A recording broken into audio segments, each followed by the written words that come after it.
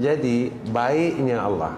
Dalam kitab hikam ni disebut tentang syuhud ni.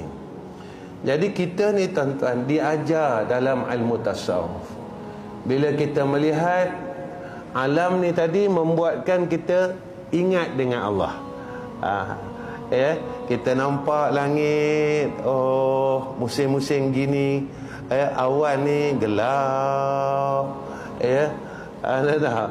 ini nak hujan ni. Hebatnya Allah Subhanahu wa ta'ala. Kita tengok besok pagi cerah, ada matahari, tuan-tuan. Terima kasih ya Allah. Jadi dengan kita melihat akan segala ciptaan Allah ini, buatkan kita ingat Allah. Sebab kita bukan pesen orang yang bersih-bersih, macam orang-orang hebat-hebat. Lalu kita ni tadi diajar untuk sentiasa menyaksikan akan alam ini, sehingga kita boleh ingat Allah, kita boleh berbicara tentang Allah. Ini yang saya katakan hebatnya Allah. Allah tunjuk kepada kita tentang ilmu ini, tentang perkara ini.